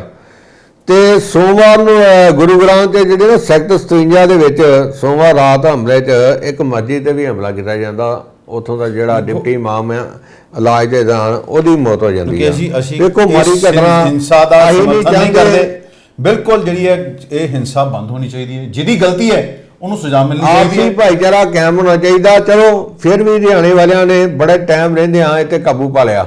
ਕਿ ਜੀ ਦੇਖੋ ਨਾ ਇੰਡਸਟਰੀ ਉੱਥੇ ਹੈ, ਪੰਜਾਬ ਦੇ ਬਿਲਕੁਲ ਨਾਲ ਲੱਗਦਾ ਹੈ। ਪੰਜਾਬ ਨੇ ਤੇ ਦੰਸ਼ ਝੇਲਿਆ। ਦੇਖੋ ਕਾਲਾ ਦੌਰ ਦੇਖਿਆ ਵੀ ਅਸੀਂ ਕਿੱਧਰ ਨੂੰ ਜਾ ਰਹੇ ਹਾਂ। ਲੋਕ ਕੀ ਚਾਹੁੰਦੇ ਆ ਵੀ ਅਸੀਂ ਕੁਝ ਬੰਦੇ ਪਿੱਛੇ ਬਹਿ ਕੇ ਦੀ ਕਿਤੇ ਪਲਾਨਿੰਗ ਕੀਤੀ ਗਈ ਹੈ। ਜਿਵੇਂ ਹਰਿਆਣਾ ਦੇ ਮੁੱਖ ਮੰਤਰੀ CM ਖੱਟਰ ਸਾਹਿਬ ਨੇ ਆਖਿਆ, ਮਨੋਹਰ ਲਾਲ ਖੱਟਰ ਜੀ ਨੇ, ਚਲੋ ਅਸੀਂ ਉਮੀਦ ਕਰਦੇ ਹਾਂ ਵੀ ਛੇਤੀ ਉੱਥੇ ਜਿਹੜੀ ਹਿੰਸਾ ਉਹ ਖਤਮ ਹੋਊਗੀ ਤੇ ਲੋਕ ਦੁਬਾਰਾ ਆਪਣੇ ਕੰਮ ਤੇ ਆਉਣਗੇ। ਪਰ ਜਿਨ੍ਹਾਂ ਦਾ ਨੁਕਸਾਨ ਹੋ ਗਿਆ ਉਹਨਾਂ ਦੀ ਨੁਕਸਾਨ ਦੀ ਭਰਪਾਈ ਕੌਣ ਕਰੇਗਾ, ਸਭ ਤੋਂ ਵੱਡਾ ਸਵਾਲ ਹੈ। ਕਿ ਜੀ ਪੰਜਾਬ ਦੇ ਗਵਰਨਰ ਤੇ ਆਪਣੇ ਮੁੱਖ ਮੰਤਰੀ ਭਗਵੰਤ ਮਾਨ ਸਾਹਿਬ ਦੇ ਨਾਲ ਜਿਹੜਾ ਉਹ ਪਿਆਰ ਭਰੇ ਚਿੱਠੀਆਂ ਦਾ ਕੰਮ ਖਤਮ ਨਹੀਂ ਹੋ ਰਿਹਾ। ਤੇ ਹੁਣ ਫਿਰ ਚਿੱਠੀ ਲਿਖਤੀ ਹੈ ਗਵਰਨਰ ਸਾਹਿਬ ਨੇ ਵੀ ਕਿਹਾ ਵੀ ਤੁਸੀਂ, ਮੈਂ ਜਦੋਂ ਤੁਹਾਨੂੰ ਚਿੱਠੀ ਲਿਖਦਾ ਤੁਸੀਂ ਮੈਨੂੰ ਮਜ਼ਾਕ ਕਰਦੇ ਹੋ। ਲਵ ਲੈਟਰ ਲਿਖਿਆ, ਕਹਿੰਦੇ ਤੁਸੀਂ ਪਿਛਲੇ 6 ਮਹੀਨਿਆਂ ਤੋਂ ਮੇਰੀਆਂ ਚਿੱਠੀਆਂ ਦਾ ਜਵਾਬ ਨਹੀਂ ਦੇਣ ਡੇ। ਤੇ ਹੁਣ ਕਹਿੰਦੇ ਵੀ ਤੁਹਾਨੂੰ ਵੀ ਯਾਦ ਨਾ ਇੱਕ ਵਾਰੀ ਇਹਨਾਂ ਨੂੰ ਵਿਹਲਾ ਵੀ ਕਹਿਤਾ ਸੀ ਵੀ ਇਹ ਤੇ ਵਿਹਲਾ ਹੈ, ਵਿਹਲੇ ਕੰਮ ਕਰਦਾ ਰਹਿੰਦਾ। ਤੇ ਉਸ ਤੋਂ ਬਾਅਦ ਉਹਨਾਂ ਨੇ ਕਿਹਾ ਵੀ ਮੇਰੇ ਨਾਲ ਇਹ ਹੈ ਤਾਂ ਮੇਰੇ ਮੁੰਡੇ ਵਰਗਾ, ਪਰ ਜਿਹੜੀ ਸ਼ਬਦਾਵਲੀ ਵਰਤਦਾ ਨਾ ਉਹ ਠੀਕ ਨਹੀਂ ਹੈ। ਤੇ ਇਹਨਾਂ ਨੇ ਹੁਣ ਫਿਰ ਇੱਕ ਵਾਰ ਚਿੱਠੀ ਲਿਖਤੀ ਆ। ਉਹ ਜਾਂ ਤੇ ਹੋ ਸਕਦਾ ਵੀ CM ਸਾਹਿਬ ਜਵਾਬ ਨਹੀਂ ਦਿੰਦੇ, ਕਿਉਂਕਿ ਉਹਨਾਂ ਨੂੰ ਸਾਰੇ ਪਤਾ ਨਾ ਜੀ ਕਿ ਕੀ ਕਰ ਲੈਣਗੇ, ਕੀ ਵਿਗਾੜ ਲੈਣਗੇ। ਦੇਖੋ ਜੀ ਗਵਰਨਰ ਸਾਹਿਬ ਨੇ ਇੱਕ ਹਫ਼ਤੇ 'ਚ 2 ਚਿੱਠੀਆਂ ਲਿਖਤੀਆਂ ਇਹਨਾਂ ਜੀ। ਵੇਖੋ ਇਹਨਾਂ ਨੇ ਬੜੇ ਕਟਾਕਸ਼ਨ ਗਵਰਨਰ ਨੇ ਬੜੇ ਕੀਤੇ ਆ। ਆਂਦੇ ਵੀ ਫੋਟੋ ਤੇ ਹੀ ਭੀਮਰਾਵ ਅੰਬੇਦਕਰ ਦੀ ਲਾਈ ਆਪਣੇ ਮਗਰ, ਬਾਬਾ ਸਾਹਿਬ ਭੀਮਰਾਵ ਅੰਬੇਦਕਰ ਜੀ ਦੀ, ਤੇ ਸੰਵਿਧਾਨ ਦੀ ਭਰਤੀ ਹੀ ਉਲੰਘਣਾ ਕਰਦੇ ਜੇ। ਸੰਵਿਧਾਨ ਨੂੰ ਤੇ ਤੁਸੀਂ ਮੰਨਦੇ ਨਹੀਂ। ਉਹਨਾਂ ਦਾ ਸੰਵਿਧਾਨ ਹੀ ਮੰਨੋ ਨਾ। ਆਪ ਕਹਿੰਦੇ ਸੰਵਿਧਾਨ ਉਹਦੀ ਉਲੰਘਣਾ ਕਰਦੇ ਹੋ। ਆਂਦੇ ਵਿਧਾਨ ਸਭਾ ਜਿਹੜਾ ਆਂਦੇ ਮੁੱਖ ਮੰਤਰੀ ਨੂੰ ਵਿਹਲਾ ਗਿਆ ਸੀ, ਉੱਥੇ ਬੜੀ ਉਹਨਾਂ ਆਪਤੀ ਜਤਾਈ ਆ। ਤੇ ਉਹ ਪਹਿਲੇ ਆਂਦੇ ਜਿਹੜੀਆਂ ਮੈਂ ਚਿੱਠੀਆਂ ਭੇਜੀਆਂ ਉਹਦਾ ਵੀ ਜਵਾਬ ਦਿਓ। ਵੈਸੇ ਕਿ ਸੁਪਰੀਮ ਕੋਰਟ ਨੇ ਜਦੋਂ ਇਹਨਾਂ ਨੂੰ ਮਨਜ਼ੂਰੀ ਨਹੀਂ ਮਿਲਦੀ, ਸੁਪਰੀਮ ਕੋਰਟ ਤੇ ਗਈ ਸੀ ਸਰਕਾਰ, ਤੇ ਸੁਪਰੀਮ ਕੋਰਟ ਨੇ ਕਿਹਾ ਵੀ ਨਹੀਂ ਗਵਰਨਰ ਸਾਹਿਬ ਦੇ ਦੇਣ ਜਾਏ। ਤੇ ਨਾਲ ਉਹਨਾਂ ਨੇ ਕਿਹਾ ਸੀ, ਸੁਪਰੀਮ ਕੋਰਟ ਨੇ ਵੀ ਆਖਿਆ ਵੀ ਜਿਹੜੇ ਇਹਨਾਂ ਦੇ ਅਧਿਕਾਰ ਆ ਨਹੀਂ ਉਹਨਾਂ ਨੇ ਸਾਰੇ ਹਵਾਲਾ ਦਿੱਤਾ। ਹੁਣ ਗਵਰਨਰ ਸਾਹਿਬ ਨੇ ਕਿਹਾ ਵੀ ਇੱਕ ਦੂਜੀ ਦੀ ਚਿੱਠੀ ਤੁਹਾਨੂੰ ਦੱਸਿਆ ਲਿਖੀ ਆ। ਉਹਨਾਂ ਹੁਣ ਜਿਹੜੀ ਚਿੱਠੀ ਲਿਖੀ ਆਉਂਦੇ ਵੀ ਜਿਹੜਾ ਘਰ ਘਰ ਰਾਸ਼ਨ ਪਹੁੰਚਾਉਣ ਦੀ ਸ਼ੁਰੂਆਤ ਦੇ ਵਿੱਚ ਸਕੀਮ 'ਚ ਖਾਮੀਆਂ ਉਹਦੇ ਸਬੰਧ 'ਚ ਮੈਂ ਤੁਹਾਨੂੰ ਇੱਕ ਚਿੱਠੀ ਲਿਖੀ, ਪਰ ਤੁਸੀਂ ਉਹਦਾ ਜਵਾਬ ਨਹੀਂ ਦਿੱਤਾ। ਆਂਦੇ ਵੀ ਡਾਕਟਰ ਭੀਮਰਾਵ ਅੰਬੇਦਕਰ ਬਾਬਾ ਜੀ ਦੀ ਫੋਟੋ ਤੇ ਤੁਸੀਂ ਲਾਉਂਦੇ ਹੋ, ਪਰ ਸੰਵਿਧਾਨ ਦੀ ਉਲੰਘਣਾ ਕਰਦੇ ਹੋ। ਉਹ ਆਂਦੇ ਪੰਜਾਬ ਕੈਬਨਿਟ ਦੁਆਰਾ ਨਾ ਜਿਹੜਾ ਘਰ ਘਰ ਰਾਸ਼ਨ ਪਹੁੰਚਾਉਣ ਦਾ ਜਿਹੜਾ ਫੈਸਲਾ ਲਿਆ ਗਿਆ, ਉਹਦੇ ਸਬੰਧ ਵਿੱਚ ਆਟਾ ਦਾਲ ਸਕੀਮ ਦੀਆਂ ਖਾਮੀਆਂ ਲੈ ਕੇ ਇਹਨਾਂ ਦੇ ਜਿਹੜੇ ਪ੍ਰਿੰਸੀਪਲ ਸੈਕਟਰੀ ਆ, ਉਹਨਾਂ ਨੇ ਚੀਫ ਸੈਕਟਰੀ ਪੰਜਾਬ ਨੂੰ 24 ਸਤੰਬਰ 2022 ਨੂੰ ਇੱਕ ਪੱਤਰ ਲਿਖਿਆ ਸੀ ਜੀ। ਆਂਦੇ ਵੀ ਉਹ ਜਿਹੜਾ ਮੈਂ ਚਿੱਠੀ ਲਿਖੀ ਸੀ ਉਹਦਾ ਦੀ ਜਵਾਬ ਨਹੀਂ ਦਿੱਤਾ ਅਜੇ ਤੱਕ। ਫਿਰ ਆਂਦੇ ਵੀ ਜਿਹੜਾ 20 ਜੂਨ ਨੂੰ ਮੁੱਖ ਮੰਤਰੀ ਨੇ ਉਹ ਵਿਹਲਾ ਗਿਆ ਸੀ, ਆਂਦੇ ਬੜੀ ਹਫਤੀ ਹੈ ਮੈਨੂੰ ਇੱਥੇ। ਆਂਦੇ ਅਸੰਵਿਧਾਨਿਕ ਸ਼ਬਦ ਹੈਗਾ ਇਹ। ਉਹਨਾਂ ਨੇ ਇਹ ਵੀ ਕਿਹਾ ਸੀ ਵੀ ਇਹ ਵੈਸੇ ਕਰਕੇ ਜੀ ਉਹਨਾਂ ਨੇ ਉਹ ਜਿਹੜਾ ਕਹਿੰਦੇ ਵੀ 2 ਦਿਨਾਂ ਦਾ ਸੈਸ਼ਨ ਸੀ ਨਾ, ਉਹਨੂੰ ਕਹਿਤਾ ਕਹਿੰਦੇ ਵੀ ਅਸੰਵਿਧਾਨਿਕ ਆ। ਇਹਦੀ ਕੋਈ ਮੰਨਦਾ ਨਹੀਂ, ਮੰਨਦੇ ਨਹੀਂ। ਤਦੇ ਤੇ ਉਹਨਾਂ ਨੇ 4 ਬਿੱਲਾਂ ਤੇ ਸਾਈਨ ਨਹੀਂ ਕੀਤੇ ਸੀ। ਇਹਨਾਂ ਬਿੱਲ ਭੇਜੇ ਤੇ ਉਹ ਆਂਦੇ ਸੱਤਰ ਹੀ ਅਸੰਵਿਧਾਨਿਕ ਹੈਗਾ, ਤੇ ਬਿੱਲ ਕਿੱਦਾਂ ਸੰਵਿਧਾਨਿਕ ਹੋ ਗਏ। ਫਿਰ ਉਹਨਾਂ ਨੇ ਕਿਹਾ ਵੀ ਜਿਹੜਾ ਪੱਤਰਾਂ ਦਾ ਜਵਾਬ ਨਾ ਦੇਣ ਦਾ ਹਵਾਲਾ ਦੇ ਕੇ ਰਾਜਪਾਲ ਨੇ ਲਿਖਿਆ ਵੀ ਸਰਕਾਰ ਜਿਹੜੀ ਆ ਇੱਕ ਮਾਮਲੇ ਸੁਪਰੀਮ ਕੋਰਟ ਗਈ ਸੀ ਤੇ ਇਹਨਾਂ ਇੱਕ ਯਾਚਕਾ ਦਾਇਰ ਕੀਤੀ ਸੀ, ਤੇ ਸੁਪਰੀਮ ਕੋਰਟ ਨੇ ਆਂਦੇ ਡਾਕਟਰ ਭੀਮਰਾਵ ਅੰਬੇਦਕਰ ਦੁਆਰਾ ਸੰਸਦ ਦੇ ਵਿੱਚ ਦਿੱਤੇ ਭਾਸ਼ਣ ਦਾ ਹਵਾਲਾ ਦੇਤੇ ਹੋਏ ਕਿਹਾ ਸੀ ਵੀ ਰਾਜਪਾਲ ਦੀ ਡਿਊਟੀ ਜਿਹੜੀ 2 ਹਿੱਸਿਆਂ 'ਚ ਵੰਡੀ ਆ। ਰਾਜਪਾਲ ਇੱਕ ਮੰਤਰੀ ਨੂੰ ਨਾ ਕੇਵਲ ਸਵਾਲ ਕਰ ਸਕਦਾ ਬਲਕਿ ਉਹਨੂੰ ਸੁਝਾਅ ਵੀ ਦੇ ਸਕਦਾ, ਤੇ ਜੇ ਉਹ ਲੋਕਾਂ ਦੀ ਇੱਛਾਵਾਂ ਦੇ ਵਿਪਰੀਤ ਜਾ ਕੇ ਕੋਈ ਫੈਸਲਾ ਲੈਂਦਾ ਵਾ ਤੇ ਰਾਜਪਾਲ ਨੂੰ ਚੇਤਾਵਨੀ ਵੀ ਦੇ ਸਕਦਾ ਜੀ। ਉਹ ਆਂਦੇ ਆ ਵੀ ਹੁਣ ਵੇਖੋ ਵੀ ਹੁਣ ਮੈਨੂੰ ਉਮੀਦ ਆ ਵੀ ਤੁਸੀਂ ਸੰਵਿਧਾਨ ਦੀ ਉਲੰਘਣਾ ਨਹੀਂ ਕਰੋਗੇ ਤੇ ਮੇਰੇ ਪੱਤਰਾਂ ਦਾ ਜਵਾਬ ਦਿਓਗੇ, ਚਿੱਠੀਆਂ ਜਵਾਬ ਦਿਓਗੇ। ਜੀ ਵੈਸੇ ਨਾ ਰਾਜਪਾਲ ਸਾਹਿਬ ਵੈਸੇ ਤੇ ਬਹੁਤ ਸੁਲਝੇ ਹੋਏ ਆ। 42 ਸਾਲ ਦਾ ਉਹਨਾਂ ਦਾ ਕੈਰੀਅਰ ਹੈ। ਪੱਤਰਕਾਰਤਾ ਕੀਤੀ ਜੀ 42 ਸਾਲ, 3 ਵਾਰਾਂ ਲੋਕ ਸਭਾ ਮੈਂਬਰ, ਕੈਬਨਿਟ ਮੰਤਰੀ ਰਹਿ ਚੁੱਕੇ ਆ। ਉਹਨਾਂ ਨੇ ਹਰ ਜਦੋਂ ਚਿੱਠੀ ਲਿਖਦੇ ਨਾ ਉਹ ਲਿਖਦੇ ਹੁੰਦੇ ਪੱਤਰ ਨੰਬਰ ਇੰਨਾ, ਜਿਵੇਂ ਰਿਮਾਈਂਡਰ ਨਹੀਂ ਪਾਉਣਾ ਹੁੰਦਾ ਅਸੀਂ ਲਿਖਦੇ ਕਿਸੇ ਨੂੰ ਚਿੱਠੀ ਵੀ ਰਿਕਾਰਡ ਬਣ ਜਾਵੇ, ਉਹ ਵੀ ਲੱਗਦਾ ਕਿ ਰਿਕਾਰਡ ਇਕੱਠਾ ਕਰੀ ਜਾਂਦੇ ਆ। ਵੇਖੋ ਜੀ ਬੜੇ ਹੀ ਸੁਲਝੇ ਬੰਦੇ ਆ। ਇੱਕੋ ਵਾਰ ਸਰਕਾਰ ਨੂੰ ਸੰਕਟ 'ਚ ਪਾਤਾ, ਮੁਸ਼ਕਿਲ 'ਚ ਪਾ ਗਏ। ਵੇਖੋ ਡਾਕਟਰ ਭੀਮਰਾਵ ਅੰਬੇਦਕਰ ਦੇ ਭਾਸ਼ਣ ਦਾ ਹਵਾਲਾ ਦੇ ਕੇ ਸਪਸ਼ਟ ਕਰਦਾ ਵੀ ਉਹਨਾਂ ਕੋਲ ਸਵਾਲ ਕਰਨ ਦੀ, ਸੁਝਾਅ ਦੇਣ ਦੀ ਤੇ ਚੇਤਾਵਨੀ ਦੇਣ ਦੀ ਪਾਵਰ ਕਾਨੂੰਨ ਅਨੁਸਾਰ ਸੰਵਿਧਾਨ ਅਨੁਸਾਰ ਹੈਗੀ ਆ। ਉਹ ਬਾਬਾ ਭੀਮ ਰਾਓ ਅੰਬੇਦਕਰ ਜੀ ਵੱਲੋਂ ਜਿਹੜਾ ਸੰਵਿਧਾਨ ਲਿਖਿਆ ਗਿਆ ਉਹਦੇ ਵਿੱਚ ਮੈਨੂੰ ਮਿਲੀ ਹੋਈ ਆ। ਮੈਂ ਕੁਝ ਵੀ ਲਿਖ ਸਕਦਾ ਜੀ। ਇੱਕ ਬੜਾ ਸਵਾਲ ਹੈ, ਪੱਤਰ ਲਿਖ ਸਕਦਾ, ਸਵਾਲ ਜਵਾਬ ਲੈ ਸਕਦਾ, ਤੁਹਾਨੂੰ ਚੇਤਾਵਨੀ ਦੇ ਸਕਦਾ, ਤੁਹਾਨੂੰ ਜਵਾਬ ਦੇਣਾ ਜ਼ਰੂਰੀ ਹੈ ਮੇਰੇ ਜੀ। ਸਵਾਲ ਤੇ ਹੁੰਦਾ ਵੈਸੇ ਜੇ ਸਰਕਾਰ, ਪਰ ਸਰਕਾਰ ਜਿਹੜੀ ਹੈ ਨਾ ਮਾਂ ਦੇ ਆਟੇ ਵਾਂਗੂ ਨਾ ਆਕੜੀ ਹੋਈ ਆ, ਉਹ ਆਂਦੀ ਵੀ ਅਸੀਂ ਜਵਾਬ ਨਹੀਂ ਦੇਣਾ। ਨਹੀਂ ਕਿ ਜੀ ਇੱਥੇ ਸਵਾਲ ਇੱਕ ਖੜਾ ਹੁੰਦਾ ਵੀ ਜਿਹੜੇ ਚਿੱਠੀਆਂ ਸਰਕਾਰ ਨੂੰ ਗਵਰਨਰ ਸਾਹਿਬ ਲਿਖ ਰਹੇ ਨੇ ਵੀ ਕੀ ਉਹਨਾਂ ਚਿੱਠੀਆਂ 'ਚ ਐਸੀ ਜਾਣਕਾਰੀ ਵੀ ਗੁਪਤ ਜਾਣਕਾਰੀ ਵੀ ਜਿਹੜੀ ਦਿੱਤੀ ਨਹੀਂ ਜਾ ਸਕਦੀ, ਵੀ ਜਿਹੜੀ ਦੇਸ਼ ਦੀ ਸੁਰੱਖਿਆ ਲਈ ਖਤਰਾ, ਵੈਸੇ ਤੇ ਐਸੀ ਚਿੱਠੀ ਲਿਖਣਗੇ ਸੰਵਿਧਾਨ ਦੇ ਰਖਸ਼ਕ ਦੇ ਉਹ ਇੱਥੇ ਬੈਠੇ ਆ ਜੀ। ਮੈਂ ਉਹੀ ਤਾਂ ਪੁੱਛ ਰਿਹਾ, ਕਾਹਦਾ ਖਤਰਾ? ਮੈਂ ਕਿਹਾ ਇਹੀ ਤਾਂ ਪੁੱਛ ਰਿਹਾ ਵੀ ਫਿਰ ਸਰਕਾਰ ਜਵਾਬ ਕਿਉਂ ਨਹੀਂ ਦਿੰਦੀ? ਜਵਾਬ ਦੇ ਵਿੱਚ ਕਿਉਂ ਐਵੇਂ ਬਿਨਾਂ ਵਜ੍ਹਾ ਦਾ ਟਕਰਾਅ ਪੈਦਾ ਕੀਤਾ ਹੋਇਆ? ਟਕਰਾਅ ਅਸੀਂ ਬੜੀ ਬੇਨਤੀ ਕਰ ਚੁੱਕੇ ਹਾਂ ਸੀਐਮ ਭਗਵੰਤ ਮਾਨ ਜੀ ਨੂੰ, ਟਕਰਾਅ ਸਟੇਟ ਵਾਸਤੇ, ਦੇਸ਼ ਹਿੱਤ ਵਾਸਤੇ, ਲੋਕਾਂ ਵਾਸਤੇ ਨਹੀਂ ਚੰਗਾਗਾ। ਉਹਨਾਂ ਜਦੋਂ ਇੱਥੋਂ ਤੱਕ ਕਿਹਾ ਤਾਂ ਉਹਨਾਂ ਵਧੀਆ ਮਾਹੌਲ ਬਣਾਉਣ ਦੀ ਕੋਸ਼ਿਸ਼ ਕੀਤੀ ਵੀ ਸੀਐਮ ਸਾਹਿਬ ਮੇਰੇ ਬੇਟੇ ਵਾਸਤੇ। ਕਿ ਜੀ ਤੁਸੀਂ ਇਹ ਵੀ ਦੇਖੋ ਨਾ, ਆਮ ਆਦਮੀ ਪਾਰਟੀ ਨੇ ਦਫ਼ਤਰ ਬਣਾਉਣ ਵਾਸਤੇ ਜ਼ਮੀਨ ਮੰਗੀ ਸੀ ਉੱਥੇ ਚੰਡੀਗੜ੍ਹ, ਤੇ ਕੱਲ ਉਹਨਾਂ ਨੇ ਕਹਿਤਾ ਨਾ, ਬਿਲਕੁਲ ਜਾ। ਉਹਨਾਂ ਨੇ 2 ਸ਼ਰਤਾਂ ਦੀ ਗੱਲ ਕੀਤੀ ਉੱਥੇ। ਇੱਕ ਸ਼ਰਤ ਤਾਂ ਕਹਿੰਦੇ ਤੁਸੀਂ ਪੂਰੀ ਕਰਦੇ, ਦੂਜੀ ਸ਼ਰਤ ਪੂਰੀ ਨਹੀਂ ਕਰਦੇ, ਤੇ ਇਹ ਨਾ ਕਰਤੀ। ਹੁਣ ਦੇਖੋ ਬਿੱਲ ਪਾਸ ਕਰਦੇ ਆ, ਉਹਨਾਂ ਨੂੰ ਲੈਟਰ ਦਾ ਬਿੱਲ ਪਾਸ ਕਰਦੇ ਆ, ਤੇ ਪਾਸ ਹੋਣ ਲਈ ਤਾਂ ਉੱਥੇ ਭੇਜ ਦਿਓ ਨਾ ਤੁਸੀਂ। ਉੱਥੇ ਮੈਂ ਨਹੀਂ ਕਰਦਾ, ਉਹ ਲਟਕਾ ਦੇਣਗੇ, ਉਹ ਰਾਸ਼ਟਰਪਤੀ ਨੂੰ ਭੇਜ ਦੇਣਗੇ, ਫਿਰ ਕੀ ਕਰੋਗੇ? ਮਤਲਬ ਪੰਜਾਬ ਦੇ ਵਿੱਚ ਠੀਕ ਹੈ ਤੁਹਾਨੂੰ ਸੀਐਮ ਤੇ ਮੁੱਖ ਮੰਤਰੀ ਭਗਵੰਤ ਮਾਨ ਹੀ ਰਹਿਣੇ ਆ, ਉਹ ਨਹੀਂ ਬਣ ਜਾਣੇ, ਤੇ ਪਰ ਜਿਹੜੇ ਅਧਿਕਾਰ ਇਹਨਾਂ ਦੇ ਰਹਿਣੇ ਆ, ਤੇ ਜਿਹੜੇ ਉਹ ਅਧਿਕਾਰ ਜੇ ਕੋਈ ਜਾਣਕਾਰੀ ਮੰਗਦੇ ਤੇ ਤੁਸੀਂ ਦੇ ਦਿਓ। ਆਪਾਂ ਸੌਹਾਰਦ ਬਣਾਈਏ ਵੀ ਕੱਲ ਨੂੰ ਦੇਖੋ ਹੜ੍ਹ ਆਏ ਨੇ ਪੰਜਾਬ ਦੇ ਵਿੱਚ ਰਕੇਸ਼ ਜੀ, ਇਸ ਵੇਲੇ ਕਿਸਾਨਾਂ ਦੀਆਂ ਫਸਲਾਂ ਬਰਬਾਦ ਹੋ ਗਈਆਂ, ਪਸ਼ੂ ਮਰ ਗਏ ਨੇ ਬਹੁਤ ਸਾਰਾ, ਲੋਕਾਂ ਨੂੰ ਰੋਟੀ ਖਾਣ ਦੇ ਲਾਲੇ ਪੈ ਗਏ ਆ।